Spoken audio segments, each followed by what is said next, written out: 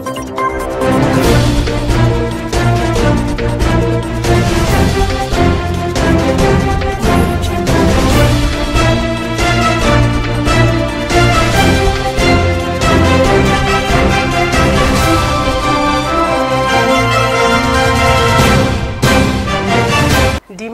14 novembre 2021. Mesdames, Messieurs, bonsoir et bienvenue dans votre édition d'information. Les titres. Le Premier ministre Dr Choguel Kokala Maïga s'est imprégné de la situation sécuritaire à Ségou. Le collectif Kouroukoumba était face au président du parti Fara Ankawili, M. Modibo Sidibé, afin de connaître sa vision et son programme pour le développement du Mali. Burkina Faso, la société civile exprime son ras-le-bol sur la situation sécuritaire.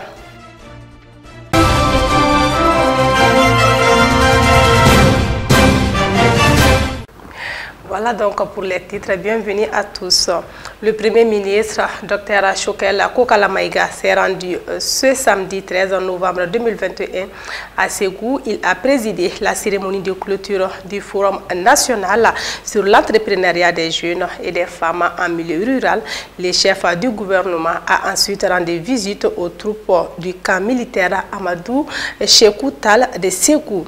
Les détails avec Ali Koulibaly. Le Premier ministre chef du gouvernement, Dr Choguel Kokala Maïga, a présidé ce samedi 13 novembre 2021 à Ségou la cérémonie de clôture du Forum national sur l'entrepreneuriat des jeunes et des femmes en milieu rural. Ce forum qui s'est déroulé sur 3 jours dans la cité des Balanzans a débouché sur des recommandations pertinentes, parmi lesquelles la promotion de l'entrepreneuriat en y investissant au moins 15% du budget des collectivités décentralisées, le renforcement du réseau d'électricité rurale, la création d'un guichet unique pour l'assistance à la promotion de l'entrepreneuriat, à l'emploi et à la formation professionnelle. Dans son allocution, le chef du gouvernement a invité les jeunes et femmes du monde rural aux assises nationales de la refondation afin de faire entendre la voix du monde rural où la grande majorité des Maliens habitent. Il faut que le monde rural puisse se reconnaître dans la façon de gouverner et diriger le pays, a ajouté Dr Choguel Kokala Maïga. Le Premier ministre a rendu un hommage appuyé aux militaires. Tous ceux qui tomberont au front dans cette lutte contre le terrorisme ne seront jamais oubliés par la nation. Pour ce qui concerne l'organisation des élections, Choguel Kokala Maïga a déclaré « Beaucoup veulent aller aux élections car des gens à l'extérieur le demandent. Aujourd'hui, si nous organisons les élections, ils ne pourront pas faire campagne dans leur terroir à cause de l'insécurité. » Pour ce qui concerne la relance de la Comatex, le Premier ministre a informé l'assistance que la société a 2 milliards de francs CFA d'arriérés de salaire. Le gouvernement a décidé d'éponger cette dette à hauteur de 600 millions de francs CFA. Nous sommes en train de voir les voies et moyens pour relancer la Comatex. Si nous arrivons à réaliser ce projet, plus personne ne portera de basin au Mali, a conclu M. Maïga. Au camp de Ségou, les responsables de la région militaire ont fait un état de la situation sécuritaire qui prévaut en 4e région au Premier ministre, précise la primature. Le chef du gouvernement, Dr Choguel Kokala Maïga, a ensuite visité les travaux de construction de 3 bâtiments sur 11 prévus, informe la même source. Le collectif Mali Kouroumba a accueilli le président du parti politique Fara Ankawili, M. Modibo Sidibé, samedi 13 novembre 2021 à Missira. C'était l'occasion pour le collectif Mali Kouroumba de connaître la vision et les programmes de développement de Modibo Sidibé pour le Mali. C'était en présence des notables, des autorités coutumières et administratives de Missira. Les femmes et les jeunes étaient sortis massivement pour participer à ces échanges de haut niveau. Reportage Abdou Ouattara Salifounyare. Le collectif Mali Kouroumba est une association qui œuvre pour un Mali nouveau. C'est dans ce sens que le collectif a invité M. Modibo Sidibé pour connaître sa vision et son programme de développement pour le Mali, sélectionné à travers plusieurs critères. Il y a plein de candidats potentiels au Mali. Nous, on a fait une analyse il y a au moins 2 ans et cette analyse a montré que C'est Mourou qui est ressorti de notre analyse. L'intégrité, et la compétence et l'expérience. Nous sommes de Missira et nous sommes là plus de 80 ans ici. On connaît Mourou, il est de Bala. Et on connaît, il y a 80 ans, les familles se connaissent. Le collectif Mali Kurumba s'est dit fier de la vision de Modibo Sidibé pour le Mali. Ils ont réitéré leur confiance et soutien au président du parti politique Far Ankaouli. Modibo était ministre du président Alpha Oumar Konaré. Il était le ministre de la Santé et des Actions sociales. Il vient de dire tout de suite les personnes âgées et ceux qui ont bénéficié. Et puis les SOSCOM aussi. Les SOSCOM, il y a plus de 1000 et quelques SOSCOM. Et au temps d'Alpha, il y a plus de 500 et quelques SOSCOM dans son projet. Et au temps du président Amadou Toumani Touré aussi, ils ont continué jusqu'à aujourd'hui. Nous pourrons aider Morbo à finaliser son programme et surtout dans le domaine de bétail-viande. Il y a dans la gestion de l'école aussi, on peut aider Morbo là-bas et on peut aider Morbo dans d'autres domaines spécifiques à notre membre. Maintenant, nous comptons mener beaucoup de campagnes. Si les campagnes sont ouvertes, il faut que tous les Maliens sachent que ce qu'on va faire et on va montrer Modibo aux gens. Modibo Sidibé s'est réjoui de ces échanges avec le collectif Mali Kurumba et la population de Missira. Selon lui, il a une vision et un programme qui vont dans le sens de refondation des Mali nouveaux. Je commence par féliciter les initiateurs de cette association qui ont mis en place un collectif Kurumba pour soutenir ma candidature et mes idées et ma vision pour le Mali. Je ne peux que les remercier et c'est là inspiré la rencontre pour pouvoir échanger, se comprendre sur les programmes, sur leurs préoccupations, leurs besoins. Et vous avez suivi les échanges et les discussions. Je pense qu'ils étaient de qualité. Merci au collectif Kurumba. Écoutez, notre programme, c'est difficile de vous étaler tout ça ici.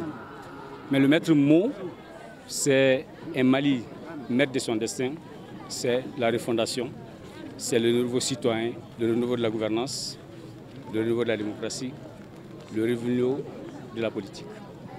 Et pour ça, il faut se rassembler pour redresser et refonder. Voilà ce qu'on peut retenir, c'est la transformation, mais qui peut aussi attendre et insérer ceux qui pourraient, dans certains de ces pans-là, sortir des assises nationales de la refondation, pour qu'effectivement le Mali puisse assurer et mettre en place dans les années à venir un certain nombre de fondamentaux qui justement fondent la souveraineté d'un pays. Le collectif Mali Kurumba et la délégation du président Modibo Sidibé ont des objectifs communs. Refonder le système de gouvernance du Mali pour un Mali nouveau. Ce jeudi 11 novembre 2021, le ministre de la Justice et des Droits de l'Homme, garde des Sceaux, Mamadou Kassoungé, a adressé une lettre circulaire au procureur général après les cours d'appel pour les inviter à engager des poursuites pénales contre toute personne impliqués dans des actes en lien avec le phénomène de l'esclavage par ascendance au Mali. Ali Koulibaly. L'objet de cette lettre circulaire du ministre de la Justice adressée au procureur des cours d'appel porte sur la gestion des affaires en lien avec l'esclavage par ascendance. Selon le ministre Mamadou Kassoungé, l'esclavage par ascendance, une pratique dénoncée par tous les rapports des organisations de défense des droits de l'homme, constitue un phénomène qui sape les efforts de l'État en matière de promotion et de protection des droits de l'homme au Mali. Pour lutter contre cette pratique, je vous donnais des instructions suivant ma lettre numéro 0057 MJDH-SG du 17 décembre 2019 pour prendre toutes les dispositions nécessaires en vue d'engager des poursuites pénales contre toute personne impliquée dans des actes en lien avec le phénomène et d'envisager l'éventualité d'une délocalisation de certaines affaires pour garantir l'efficacité des procédures. J'ai l'honneur de vous réitérer les termes de la dite lettre en vous demandant de faire une exploitation optimale de l'arsenal juridique existant, notamment le code pénal, en vue d'assurer une répression efficace des infractions connexes à la pratique dite de l'esclavage par ascendance, a déclaré le ministre Kassoungé. Dans le cadre du traitement des affaires, dit-il, un accent particulier doit être mis sur la protection des victimes de cette pratique, tout comme leur suivi à toutes les phases de la procédure nécessite une attention constante des procureurs de la République. Enfin, la communication autour de ces affaires devra être une pratique connue et respectée de tous afin de renforcer les mesures d'anticipation pour la protection et la préservation contre le phénomène et ses conséquences sur les personnes qui en sont victimes, révèle la lettre circulaire du ministre. Les sociologues Dr Moussa Koulibaly estiment que les conditions d'une élection présidentielle ne sont pas réunies. Il faut être capable de se déplacer pour aller à la rencontre des populations, des concitoyens, mais aussi une rencontre avec la réalité territoriale. Dans le contexte actuel, cela n'est pas possible. Suivons les détails. Le sommet de la CEDEAO du dimanche 7 novembre a été l'occasion pour l'organisation sous-régionale de réaffirmer son attachement à la tenue de l'élection présidentielle en février 2022. C'est les sanctions ciblées contre les autorités de la transition. Dr Koulibaly estime que la CEDEAO savait déjà la position d'une écrasante majorité des Maliens qui est la question sécuritaire. Il rappelle que les Maliens perdant de jour en jour leur emprise sur leur territoire ont donné l'alerte lors du grand rassemblement du vendredi 29 octobre 2021 à Bamako et à l'intérieur du Mali, ainsi que dans la diaspora. Certaines lectures de la situation, certainement très superficielles, ont tendance à considérer ces grands rassemblements comme le résultat d'une vocation de nationalisme béate, avec en toile de fond les sentiments anti-français. Mais il faut se rendre à l'évidence que les arguments défendus par les uns et les autres sont confirmés par l'actualité ensanglantée. Le Mali a enregistré une dizaine d'attaques en une semaine, les unes aussi meurtrières que les autres. Si l'insécurité au moment des élections en 2018 était résiduelle, elle est devenue endémique en 2021, a-t-il déploré. Cependant, notre sociologue pense que les autorités de la transition malienne doivent se donner les moyens des ambitions affichées et accélérer le processus de diversification des partenariats. Il faut aller en offensive et mettre une stratégie qui va vers la meilleure défense, c'est-à-dire attaquer, vaincre l'ennemi avec une détermination froide en dépassant l'étape de la réaction pour aller carrément vers l'action, explique-t-il. En attendant, ajoute-t-il, la classe politique et la gente doivent s'accorder sur l'essentiel, c'est-à-dire créer ensemble un cadre pour fédérer les énergies en ayant un objectif, la reconquête de notre territoire. Autant la position du Premier ministre Choguel Koukala Maïga a été qualifiée d'agressive, autant on a du mal à comprendre la position de certains responsables politiques favorables à la tenue des élections en février prochain. Les plus téméraires ont perdu l'habitude de l'élection présidentielle et étaient directeurs de campagne des candidats plus en vue, feu Ismaïla Cissé, Cheikh Moudoubou Diarra ou Ibrahim Boubacar Keïta. Un report leur permettra de mieux se préparer pour ne pas continuer à jouer les seconds rôles, certainement dans un éventuel gouvernement de large ouverture après la victoire des héros du jour. La journée mondiale du diabète sera célébrée le 14 novembre 2021 à l'hôpital du Mali avec comme thème l'accès aux soins pour traiter le diabète. En prélude à cette date, les organisations ont organisé une conférence de presse le jeudi 11 novembre 2021 à la Direction générale de la santé afin d'informer l'opinion nationale et internationale de l'état de la maladie au Mali et dans le monde. Les activités seront organisées durant la journée ainsi que les différentes armes utilisées pour freiner la propagation de la pathologie et ses multiples dégâts. Ils ont aussi affiché les exploits réalisés par le Mali dans la lutte contre le diabète. Amadou Niambele pour plus de détails. Le sentier de la lutte contre le diabète reste vaste malgré des exploits réalisés par le gouvernement du Mali et ses différents partenaires. Les ambitions affichées par notre pays restent grandes, mais à notre portée si chacun y met du sien, a expliqué Dr Dienta Fzeni de l'Association malienne de lutte contre le diabète. Il a souligné que le diabète est une maladie qui se traduit par un taux trop élevé du sucre dans le sang. Il a par ailleurs expliqué qu'il y a plusieurs types de diabète, mais qu'on rencontre deux types au Mali, à savoir le diabète de type 1 et 2. Selon lui, le diabète de type 1, qui est le plus fréquent au Mali, est évitable en se privant de manger des aliments gras, sucrés, salés et en pratiquant des activités physiques au quotidien. Dr Dienta a décortiqué les facteurs de risque du diabète et a fait savoir qu'il va de pair avec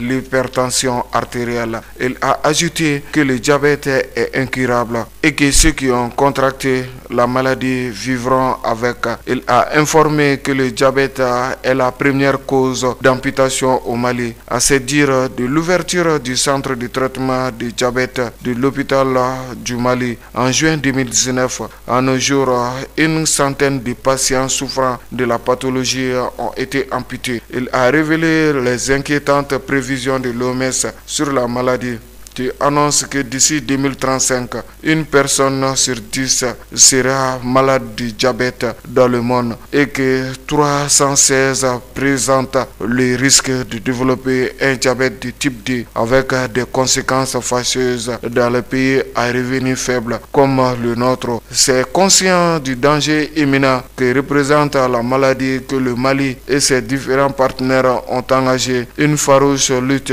qui a fait du Mali une référence dans la sous-région. À se dire, l'arbre ne doit pas cacher la forêt et les efforts doivent continuer afin de gagner du terrain sur la maladie. Dr Dienta a invité les Maliens à contrôler leur alimentation afin d'éviter les risques de contracter le diabète. Quant au Dr Alou Bagayogo de la Direction générale de la santé, il a signalé que c'est environ 6% de la population malienne qui vit avec le diabète. Il a invité les Maliens à aller faire le test pour connaître leur statut, car pour lui, beaucoup de gens vivent avec la maladie sans le savoir. Bala Kouyaté, le président de la Fédération nationale des diabétiques du Mali, FINADIMA, a souligné que la journée sera commémorée au Mali à travers plusieurs activités de sensibilisation et de mobilisation, ainsi que des dépistages gratuits pour stopper l'avancée de la maladie et ses conséquences.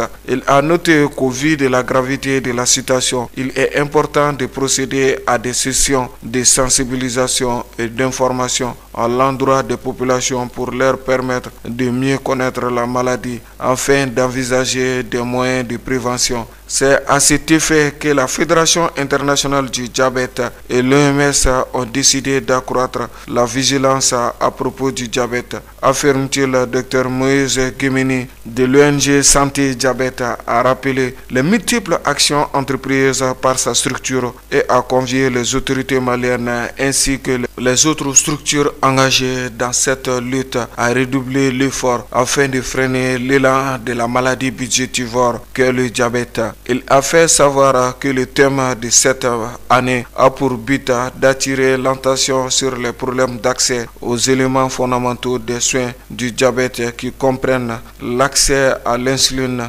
100 ans après sa découverte. Des millions de personnes atteintes de la maladie, selon ses dires, n'y ont pas accès. À présent, suivons l'actualité internationale. Samedi 13 novembre, les 196 pays qui ont négocié pendant 2 semaines à Glasgow lors de la COP26 pour lutter contre le changement climatique se sont mis d'accord sur un texte final. Est-ce que ce texte contient des avancées solides pour les pays africains qui n'émettent pour l'instant que 3% des émissions de gaz à effet de serre, mais qui font partie des plus impactés? Sur le financement pour aider les pays à s'adapter aux conséquences du changement climatique et à développer des économies décarbonées, le texte est faible. Il mentionne les regrets des pays développés de ne pas avoir mobilisé les 100 milliards de dollars par an à partir de 2020 comme promis dans l'accord de Paris pour accompagner les plus vulnérables. Mais il n'y a aucune garantie ni pour les atteindre dès 2022 ni pour augmenter l'enveloppe par la suite. Nous étions venus pour négocier un accord robuste sur les pertes et les préjudices subis. Nous voulons davantage de financement pour notre action climatique. Nous espérons du soutien pour nos situations et besoins particuliers. Nous avons supplié comme nous l'avons fait à la COP 22, à la COP 23, à la COP 24, à la COP 25. Nous espérions être attendus, mais comme lors des rendez-vous précédents, notre plaidoyer a été rejeté.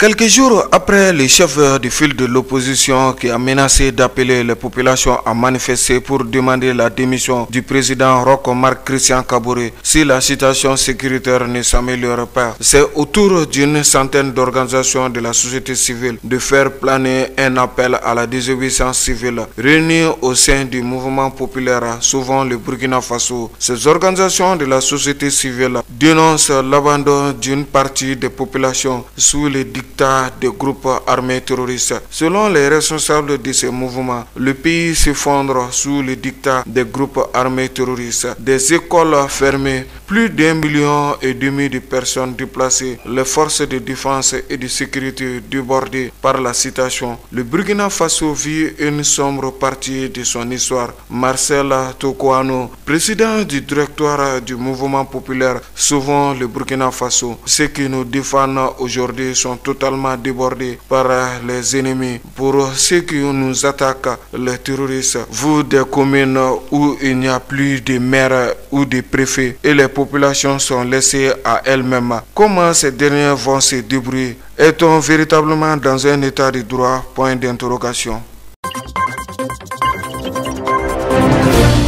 Le Front populaire ivoirien FPI clôturait ce samedi son 6e congrès extraordinaire au Palais des Sports d'Abidjan. C'est le premier du parti depuis sa rupture avec son fondateur Laurent Gbagbo, qui a lancé le mois dernier un autre parti politique, le PPACI, en ajoutant la capacité du Palais des Sports de Treichville et les personnes qui entendent à extérieur. On compte plus de 3500 militants rassemblés pour ce 6e congrès extraordinaire du FPI. Pour le président Pascal Affi N'Guessan, cet événement acte la fin de la crise interne au sein du parti qui l'opposait depuis une décennie au fondateur du FPI, Laurent Gbagbo. L'ex-chef d'État a préféré fonder le PPACI plutôt que d'avoir à négocier la tête du parti avec son ancien premier ministre, qui se félicite que la rupture soit consommée. Cette rupture est une libération, un soulagement, une salutaire clarification. Le FPI est vivant, lance le président du FPI, Pascal Affi N'Guessan. Des dizaines de milliers de Soudanais ont manifesté ce samedi 13 novembre dans tous les pays, 3 semaines après le putsch militaire du général Abdel Fattah al-Burhan. Au moins 5 manifestants ont été tués à l'hôpital royal Kara de Khartoum. 19 blessés avaient été acheminés à 18h, donc 5 dans un état critique. Selon des témoins, tous étaient blessés par balle. L'appel à la retenue lancé hier par l'ONU aux militaires soudanais n'a visiblement pas été attendu. Dès le petit matin, soldats et paramilitaires s'étaient déployés en masse dans la capitale soudanaise, installant des barrages pour empêcher les manifestants de se rassembler et bloquer les ponts qui relient le centre de Khartoum aux banlieues alentours. Malgré ces entraves, des rassemblements ont commencé à se former dans différents quartiers. J'ai un peu peur, mais je suis là. Nous voulons une armée qui ne s'occupe pas de politique, expliquait dans le quartier Bouri une jeune fille de 23 ans. Le drapeau soudanais noué autour du front.